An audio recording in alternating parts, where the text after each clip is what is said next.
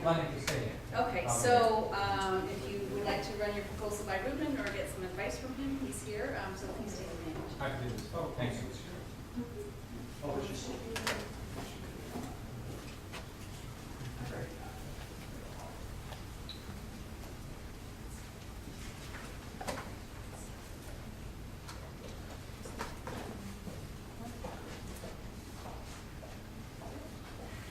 Is this working, Rick?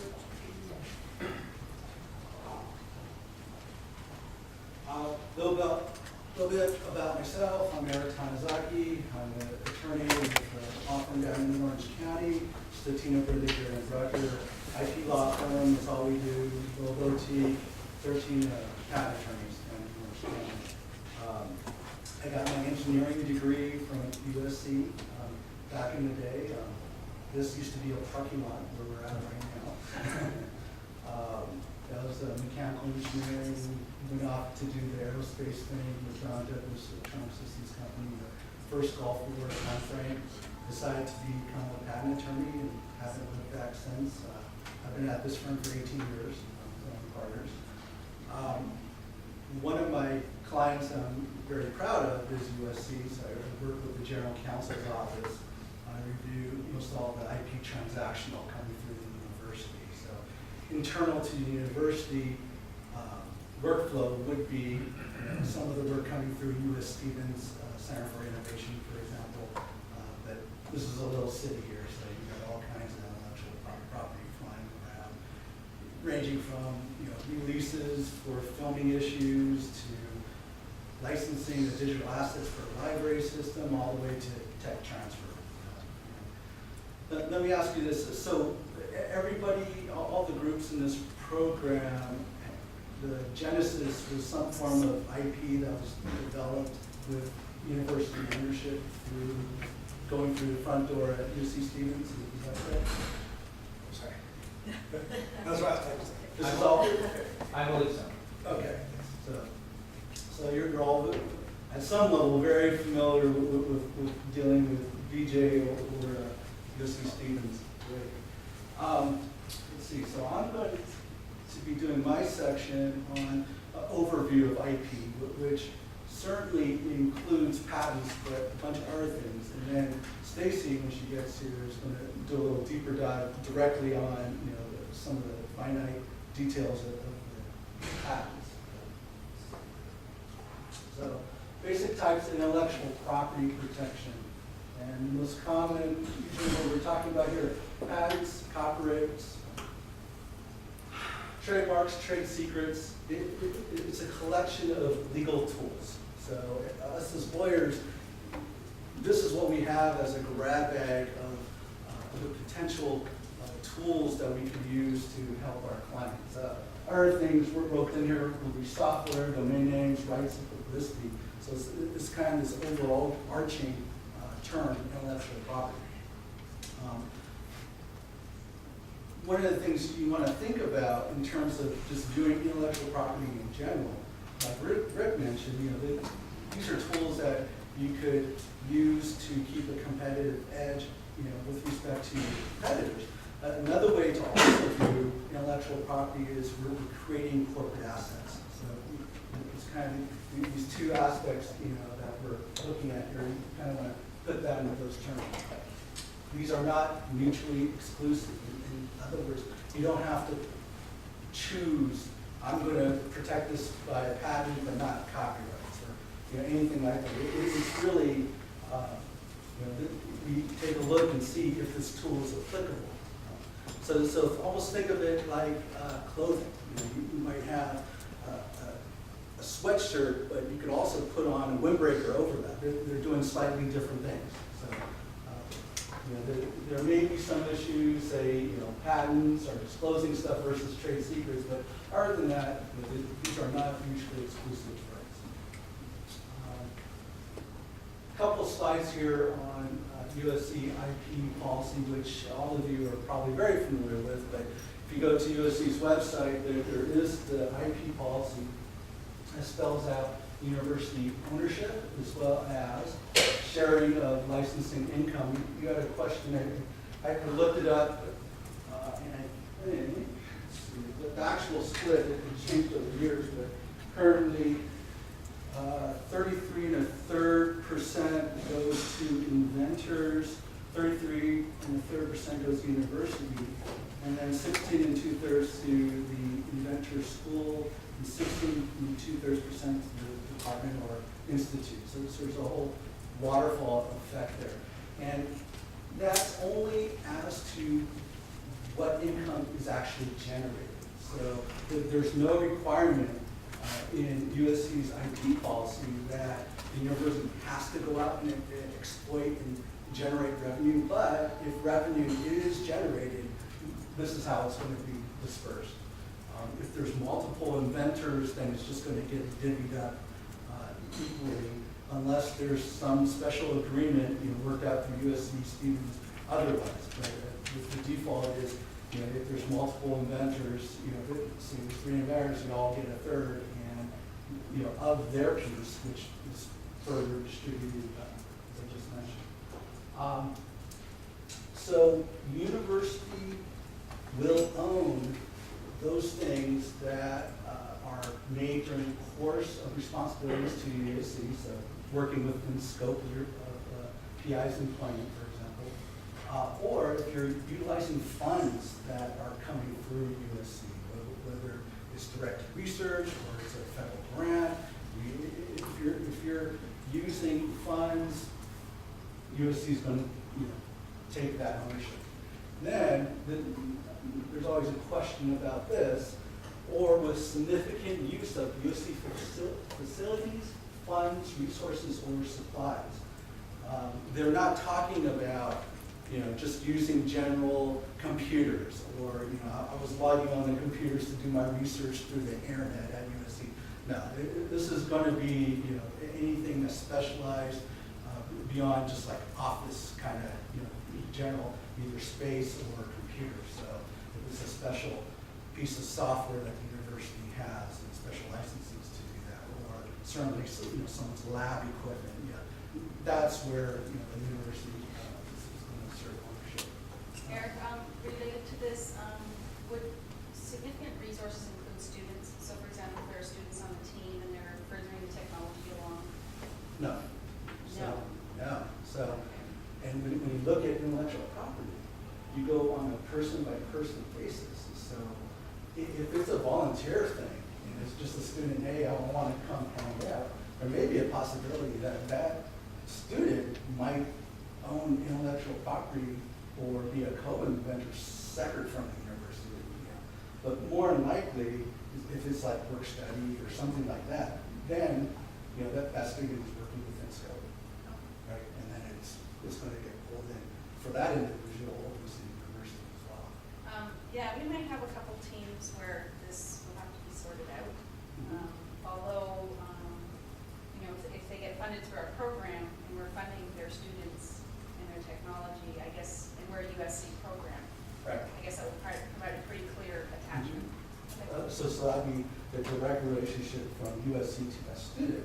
Yeah. The other way it could be addressed is if there's actual legal entity, one or two that is formed of the company, and then any people that they bring in, right, say as a summer clerk or as a part-time worker, that's where those agreements are really important. And I'll talk about that later. But Rick was mentioning, hey, let's make sure we have agreements with either employees or independent contractors.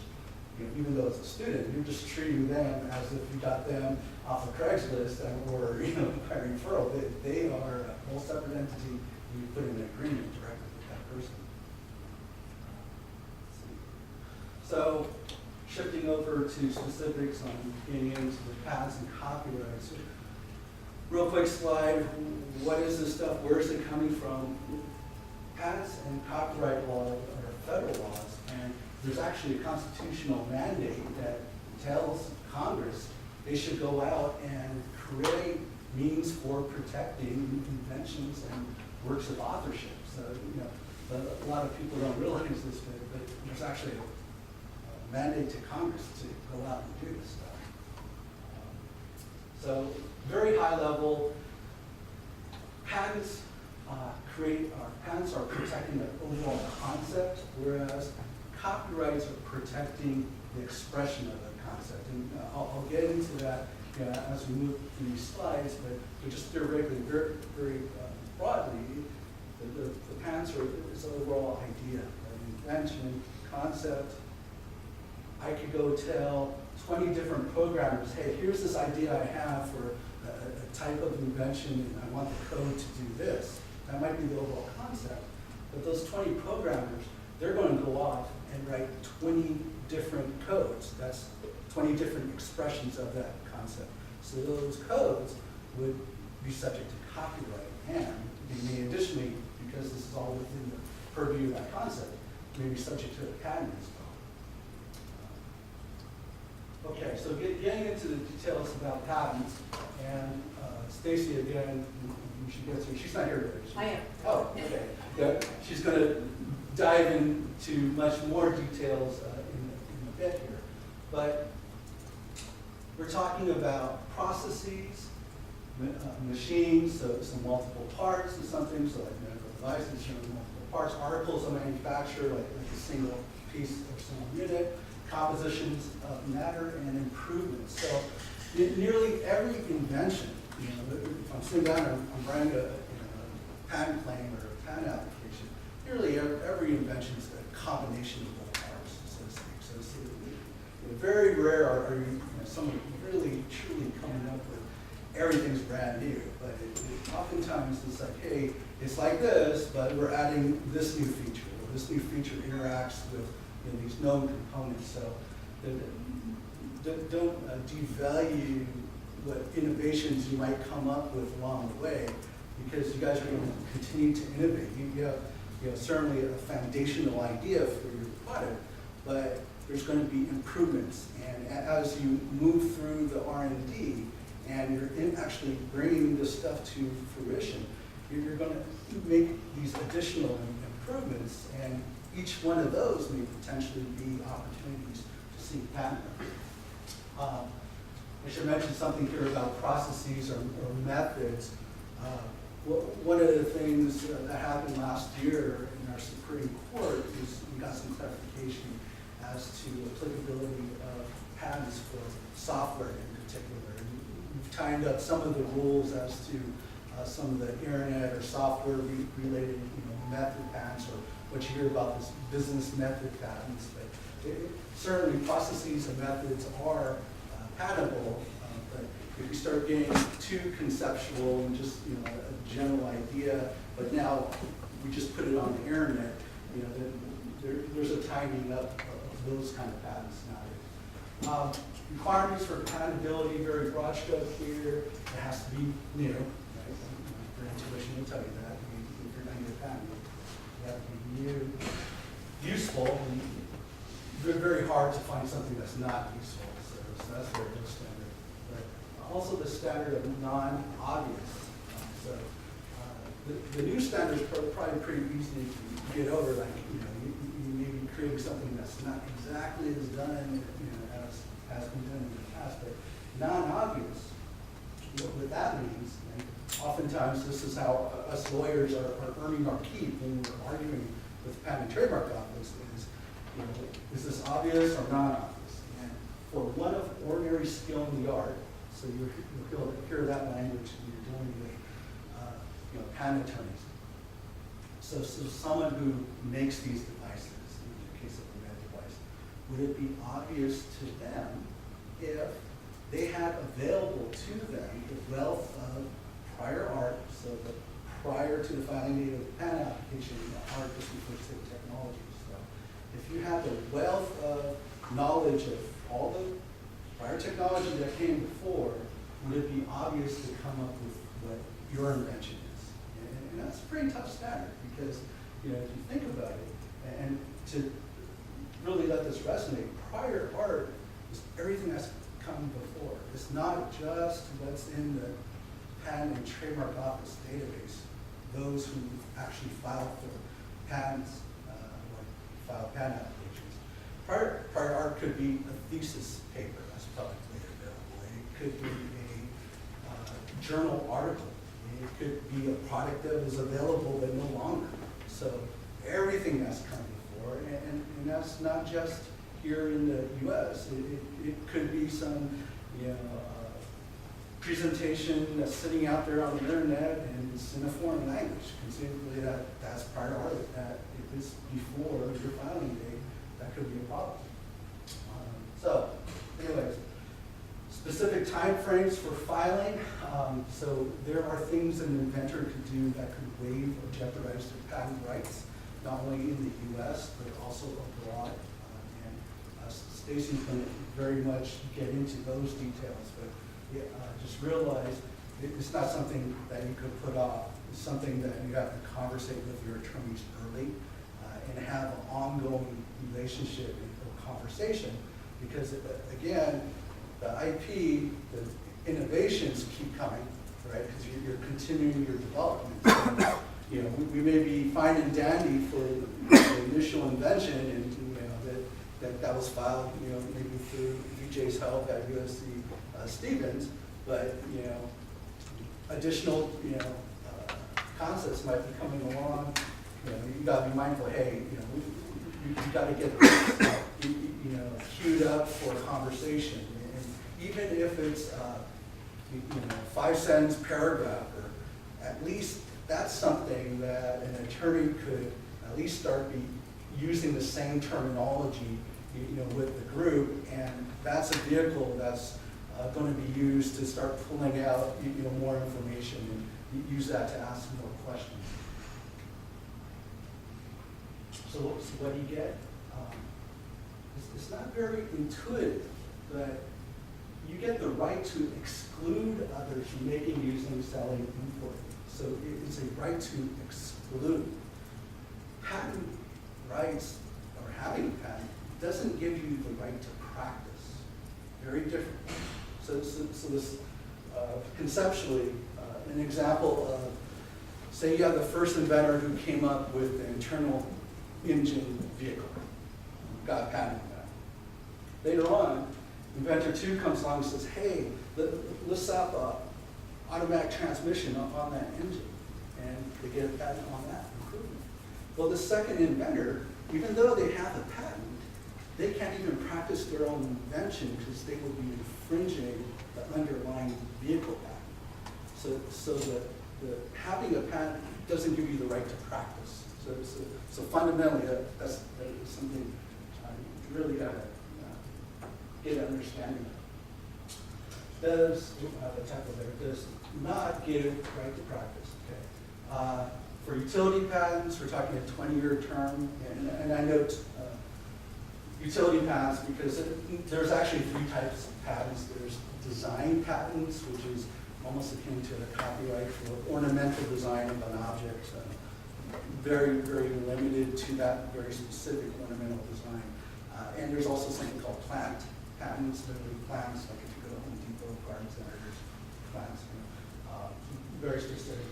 But for universally, what we're talking about here, we're talking about utility patents, 20 years from the date of the filing of the patent application, and in the case of multiple related applications, we're talking 20 years from that early filing date, that first one, if you have a strain of them, non-issue.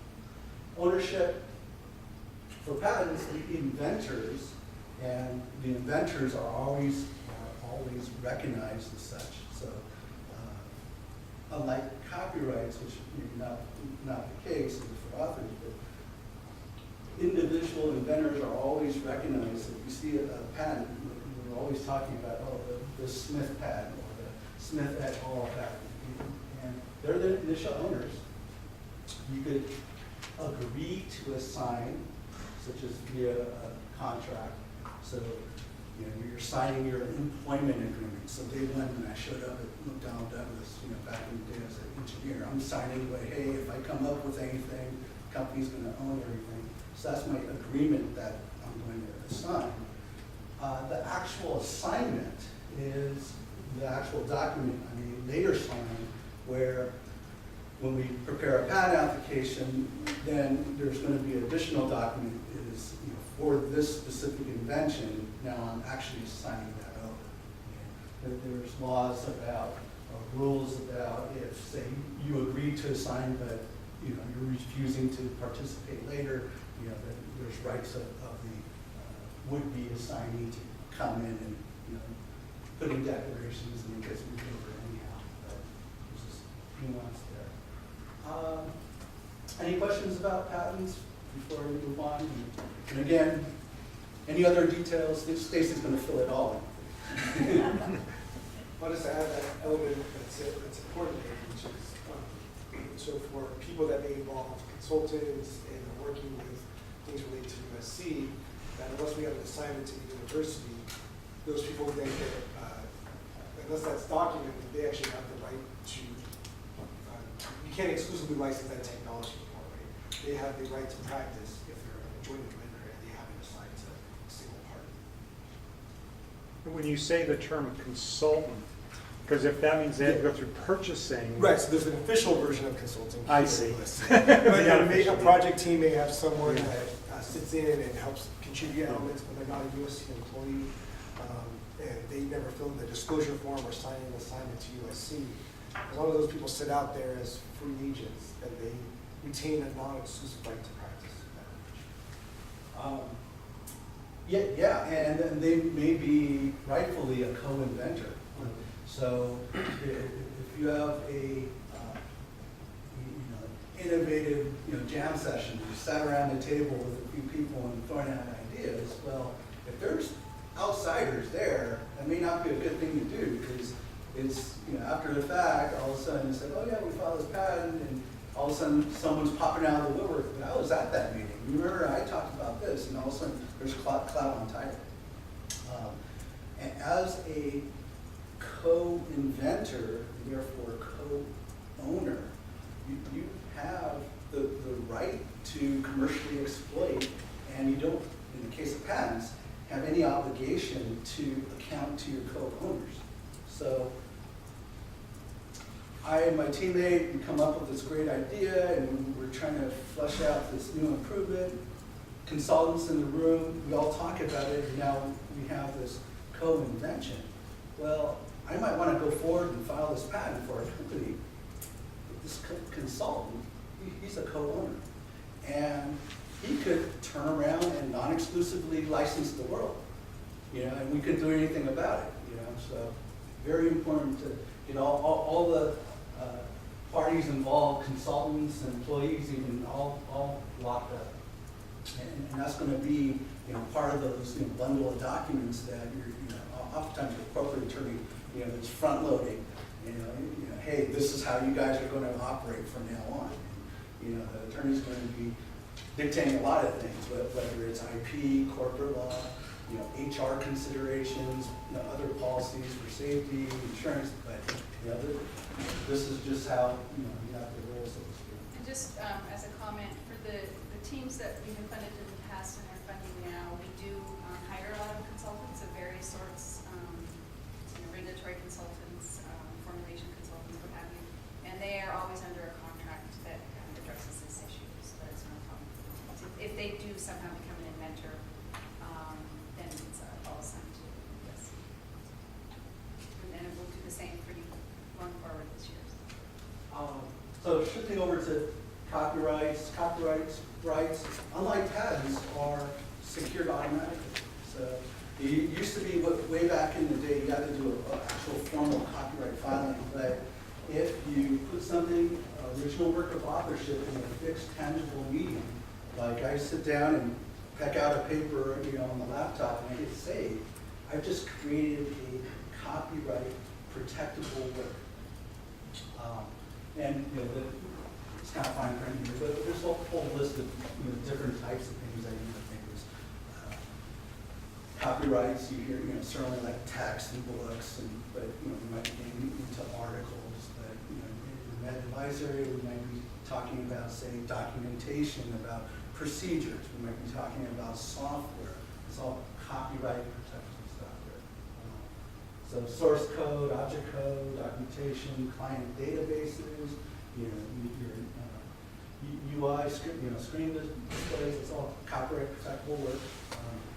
And again, the overall concepts and methods, the algorithms within a software That's not copyrights, the overall concepts, we're talking about patents or trade secrets, but the actual expression, that actual code, that's a copyright. Now, these are affirmative rights, unlike patents where you have the exclusionary rights. And we talk in terms of bundle of rights, because oftentimes what happens in the copyright spheres is, especially say like in music, for example, we start to slice and dice very much what rights are being licensed out, for example. But right to reproduce, create derivative works, copies, distribute them, perform a copyright work, display, these are all copyright rights. Duration, this got extended out a few years ago under law, but we're talking for an individual. The individual is the author, talking 70 years. If it's work made for hire, and I'll explain that, we're talking 95 years after first publication, 120 years after creation, which expires first. Again, protection upon fixed creation. You don't need a copyright notice. You'll just see the circle C with your first publication and name of copyright claimant. But it's recommended. There's some rights and litigation related to damages.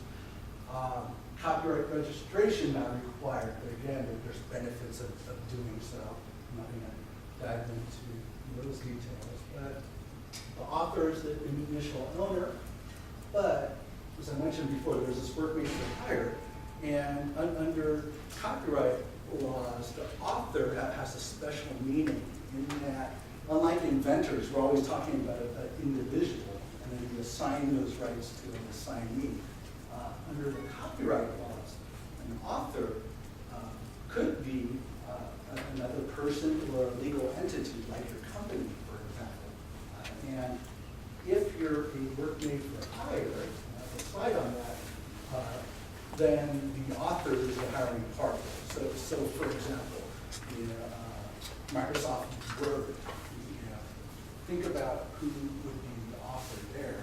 If they have to actually list every individual that wrote a line of code in Word, to list the authors, you'd have like 2,000 people probably, right?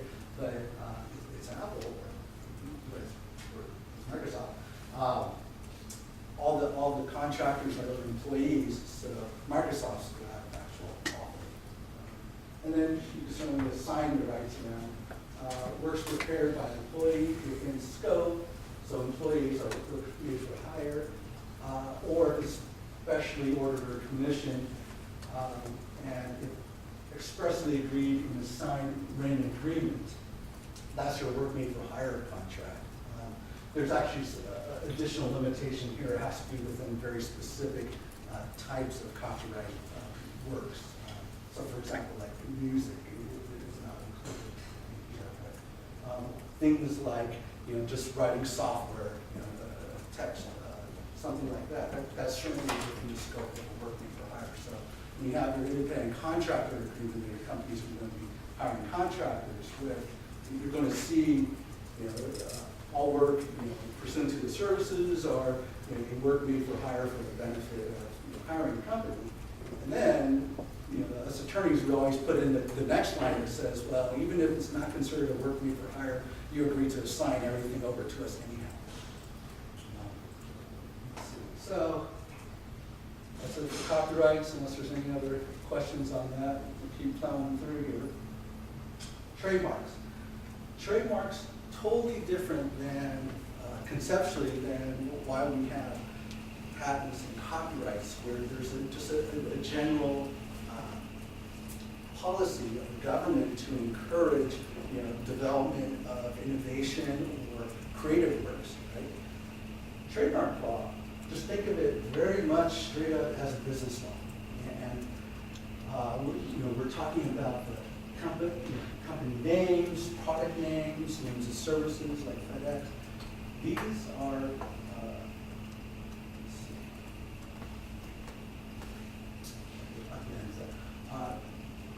these are words, phrases, symbols, designs, combinations of the above.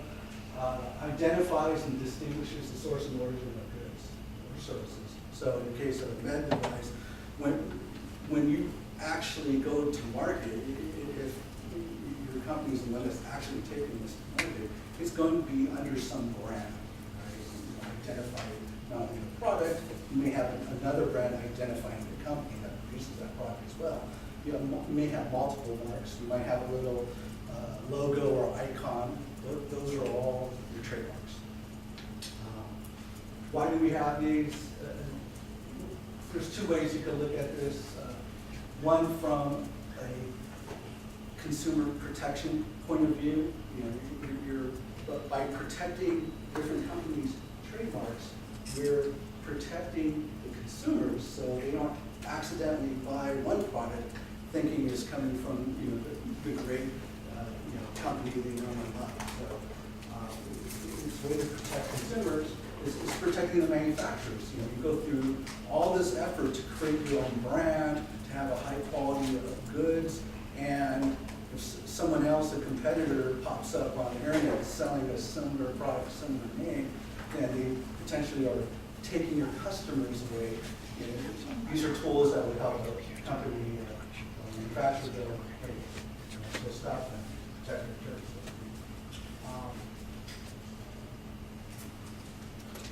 Trademark laws here in the U.S., we actually have a tier system. We're groupie here in the United States compared to the rest of the world. We're a use-based system, and we actually could establish common law trademark rights by virtue of using a distinctive brand in commerce. You're limited to where you're actually using the mark. So in the case of, say, a string of 3 dry cleaners locally, they may have a distinctive brand. They may have common law rights, say just in LA County, very specific to where they're using it. It would be appropriate to use a TM or SM to designate their rights. If you're a little broader than that, you may want to do a state registration, although if you're doing any sort of products, and certainly if your sales are your internet now, you're not going to mess around at the state level. You're just going to go straight to the federal level and get a federal registration. And that's entire United States and territories. And we're talking about the United States Patent and Trademark Office, so USPTO, so the trademark patent office. And only when you have a federal registration, you can use the R for several methods as fully registered. Issue certainly that comes up with trademarks is you have to have a distinctive brand for it to be protectable. So if you have a name brand for a device, and that device, and you call it the heart pumper or something, what you're asking for, if you're saying I want a trademark registration on that, you're basically telling the government, hey, give me rights to exclude everyone else in my industry from using this term, because it's going to be proprietary to me. And something like the heart stopper, from a policy point of view, probably doesn't make sense. Right? So if you have terms that are generic of what the actual product is, or even what we call descriptive, so describing a function, a feature, characteristic, quality of a good, that's still considered a weak mark. But if you have marks that are suggestive, so suggest the goods or services, like Microsoft or software, you need some imagination to get from what the mark is to what the goods or services are. Now we're talking very highly protected marks. Arbitrary marks, so known words that are arbitrarily associated with the goods and services. Apple for computers, very strong. Fanciful marks, so just made up words, super strong trademarks. So if you're going to get a trademark from a legal point of view, you want to have distinctive brands. Oftentimes this is at odds with your marketing department because they want to leverage off of sometimes descriptive terms or generic terms because they want the brand to tell everybody what the product is. But from a legal point of view, that creates problems. There's certainly some tension there. What do you get?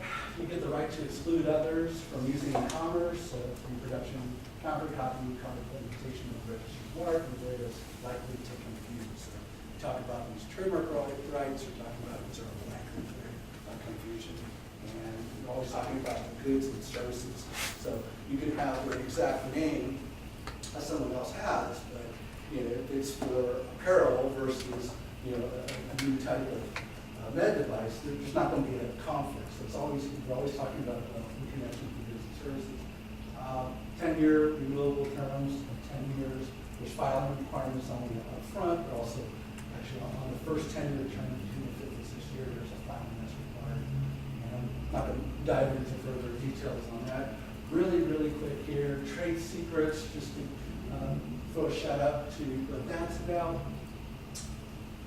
Rick really mentioned it earlier, but it's under state law. So that means different states have different rules, but it's all pretty much the same. It's unlike the federal copyright, federal patent laws, where it's across the United States, where we're talking state laws, but very similar. We're talking about anything that we're deriving independent economic value, actual potential, from not being generally known. It's secret, right? Subject to reasonable effort to maintain secrecy. So you don't have to go out and do any filings, right? Unlike a lot of these other types of rights. But if you're going to go and plead your case to the court and say, hey, judge, help me out. This bad guy was an employee, and now they took our company, Jules, and they started a competing company. And you start finding out facts. Well, this is your great and important asset. Is that what did you do to maintain your jewels? Well, we had it in a file, and it was on our open network at our company's open network. We had printed copies of it, and that was in the black binder on 3 of the people's desks, and that wasn't secured. It's going to not really be a sympathetic ear when you say, "Hey, help me out." But if you have procedures to create mechanisms to protect it as a secret, as a valuable asset, and you go bend over backwards, hey, these assets are things that we had under very strict policies in our company that only certain people knew the exact formulation to the XYZ fluid that we use when in the manufacture of you name it. More likely it's going to be protectable or held protectable later. But various different flavors, and in a company you could have very many different types of trade secrets. But so just to get your ideas flowing, manufacturing techniques, software code to the extent that you haven't disclosed your code, client information. So you hear things like client list, but oftentimes client list might be reverse engineered, but there's further details, like client contact information, or hey, my vendor, but my vendor's personal email and my vendor's cell phone number. So the next level down kind of stuff might be very much non-public, protectable purchasing data. So just some examples there. My contact information. I also have office hours here on campus. This is second Wednesday of each month through USC Student Center. There are legal mentoring office hours for intellectual property as well as corporate law. But this is set up for faculty, staff, and students to get pro bono consulting.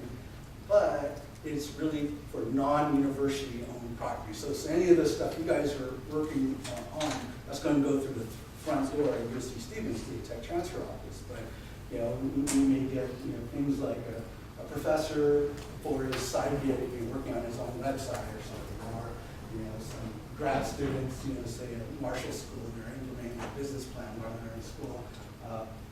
We have some office hours there.